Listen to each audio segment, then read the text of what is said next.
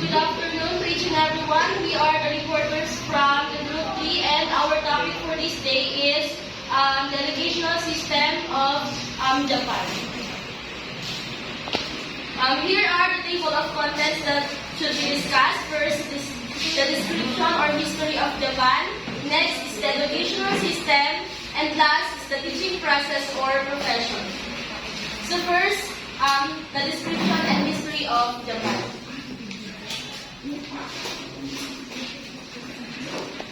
So to begin with, my name is Marlo Obaybayan, and as we know, Japan is a country and it is famous on manga and anime and also the sakura or the cherry blossoms. Japan is an archipelago or group of islands located at Asia's easternmost part. There are 4 main islands: Kyushu, Shikoku, Honshu, and Hokkaido. Additionally, there are almost 4,000 smaller islands. The Siberian region of Russia is Japan's closest neighbor on the continent, and Korea and China are farther south. So mountains nearly 4/5 of Japan. The largest island, Honshu, has the Japanese Alps running through its center. The tallest peak is Mount Fuji. Here in the Philippines, the Mayon volcano is the famous. And in Japan, Mount Fuji, a cone-shaped volcano that many Japanese people regard as sacred.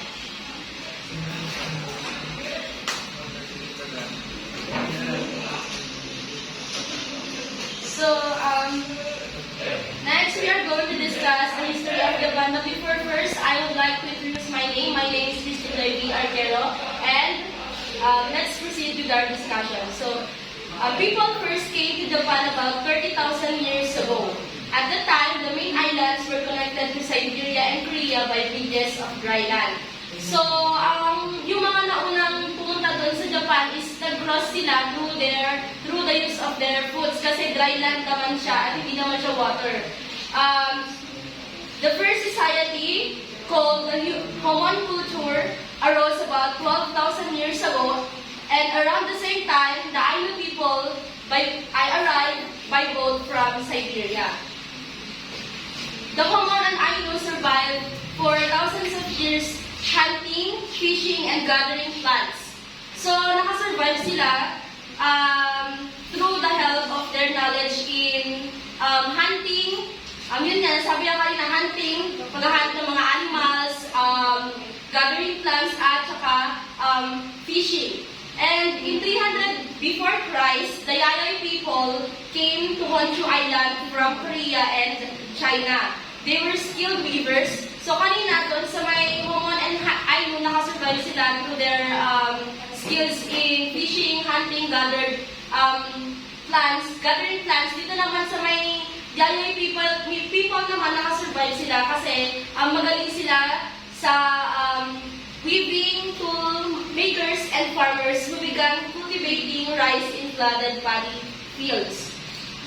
So the first emperor of Japan, who was Emperor Jimmu-Tenno, he took the throne in 660 BC or before Christ, up until the 12th century after that. So Japan was ruled by emperors. Then, after the death of the emperor named Jimmu-Tenno, the military then ruled the country. They ruled the country through the usage of force. European first arrived in Japan in 1543, bringing guns and Christianity. So as you all know, dito sa Philippines na colonized tayo ng mga Spaniards for about 333 years. Katulad din sa Japan, na-colonize din sila ng mga taga-Europe for 200 years. So, yun nga, this isolation lasted more than 200 years. In 1868, the Shoguns were overthrown and emperors returned. So, nung nawala na, naiwaksin na yung mga nanakop, bumalik na yung ruler, which is the emperor, kaya nagkaroon na ng modernization sa Japan. So, during World War I, 1914 to 1917, Japan fought on the side of the US, but on December 7, 1941, Japan bombed the United States, the Navy fleet at Pearl Harbor in Hawaii, and the U.S. entered World War II. From 1941 to 1945, Japan's military leaders fought against the U.S. and the Allied forces. In August 1945, the U.S. dropped atomic bombs on the Japanese cities of Hiroshima and Nagasaki, killing about 115,000 people. Japan surrendered a few days later. So now, let's proceed with the people and culture in Japan. So, the people in Japan were called as Japanese people. They are famous for their willingness to work very hard. So, masasabi natin na sila is hardworking person, masisipag, and mababait. Children are taught to show respect for others, especially parents and bosses. So, kagaya din sila ng mga Filipinos, we are known to be respectful to our elders, especially sa ating pagmamano. Kagaya din sila, tinuturuan din nila yung mga anak nila kung paano respeto ng mga nakakatanda. They learn to do what's best for their family or company and worry less about their own needs. So, sa culture naman tayo, Japanese food is very different from food in Western countries. So, alam niyo naman na alam ko kasi na ang pinaka-famous na dish or food sa may Japan na usually narinig ko is yung sushi. If I'm not mistaken, sa may Japan siya nag-originate. So, there is lots of rice, fish, and vegetables, but little meat. With little fat or dairy, this diet is very healthy, which helps Japanese people live on average longer than any other people in the world. So, sa pagkain nila ng mga masustansyang pagkain, nagre-result yun na pagkaroon nila ng mas mahaba at mas healthy pangangatawan. So, next is the educational system. So, for the educational system of Japan,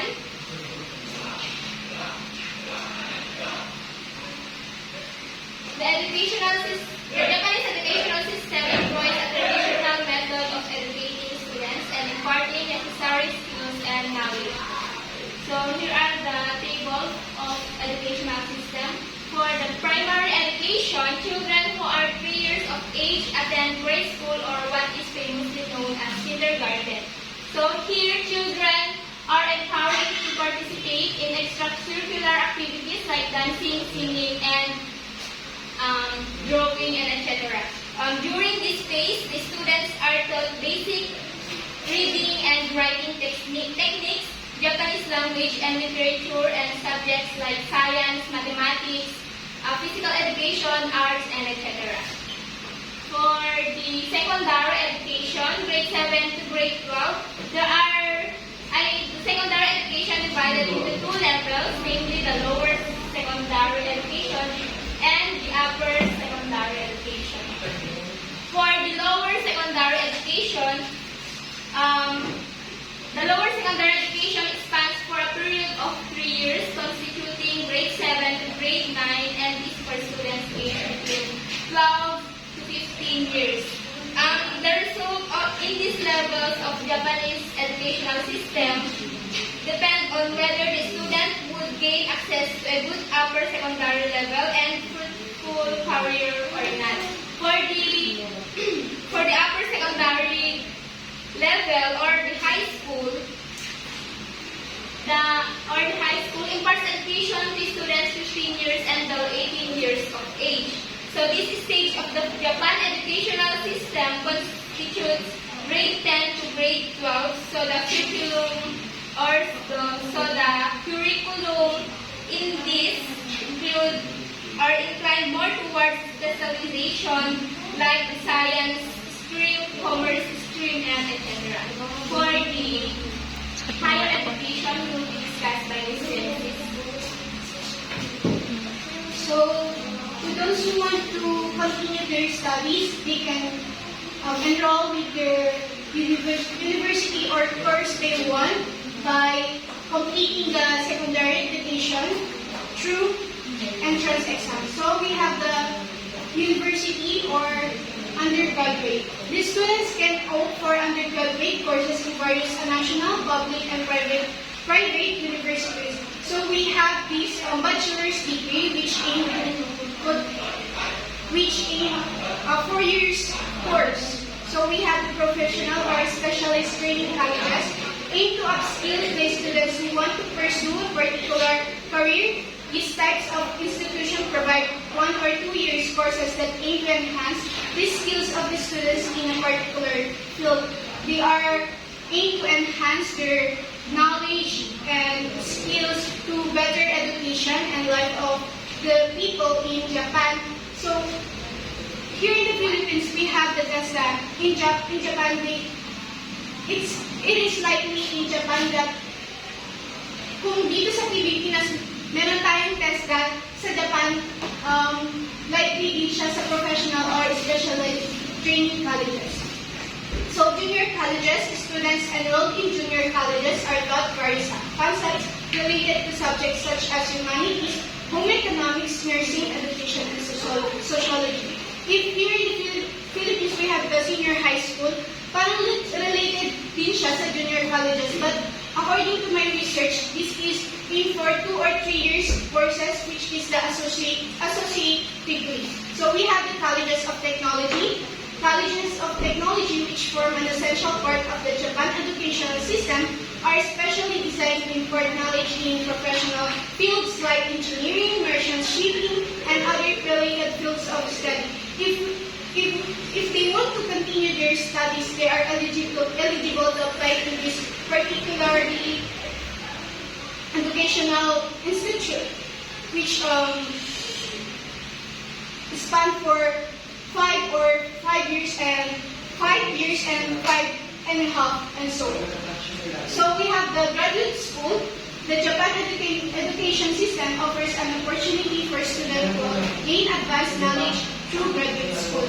So dito yung mga naka-graduate na ng bachelor's degree, they want to continue their master's degree and doctoral. We have the master's degree span for 2 years and the doctor's degree or doctoral, which is span for 5 years. So that's all.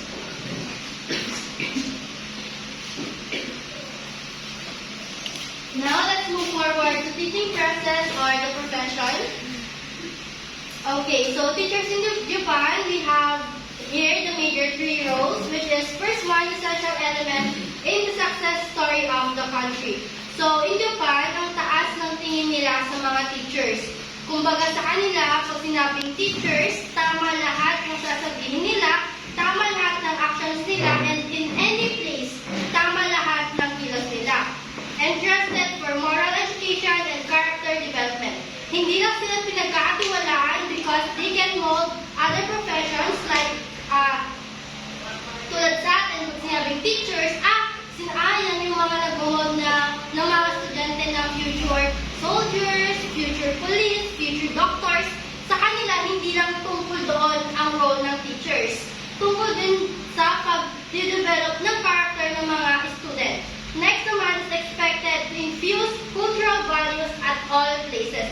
Ibig sabihin, hindi lang kapag nasa school sila is sinasabi na, teacher yan, tama lahat ng kinikilos niyan. And then kapag lumabas na siya ng school, like pumunta na siya ng mall, hindi na nila siya sinasabi na pag nagkamali siya or mali yung naisabi niya or masama or bastos yung pag-aakto niya doon, is okay lang. Sa kanila, hindi. Dapat in any places, as long as may taong nakakakita sa'yo, as long as may student na pwedeng mag-adapt, or as long as may mga taong pwedeng mag-adapt ng pwede mong i-act, pwede mong sabihin, is dapat in character ka. Ganon ka-importante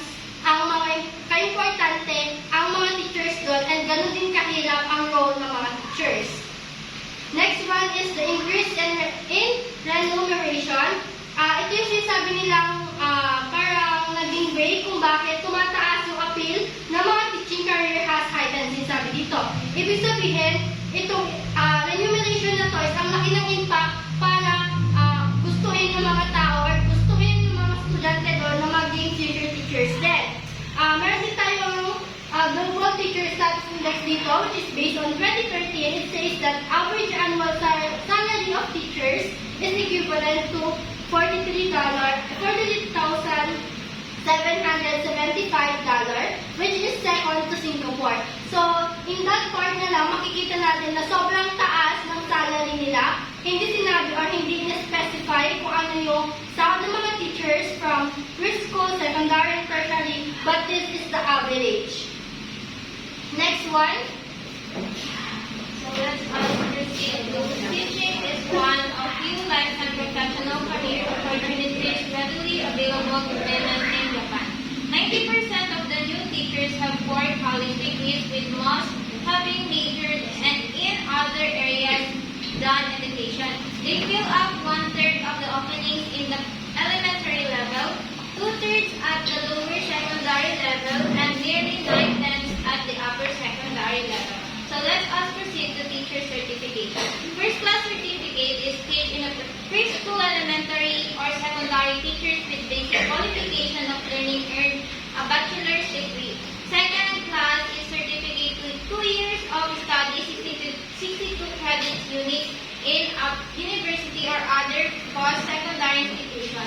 Master's degree, basic qualification to teach in upper secondary level.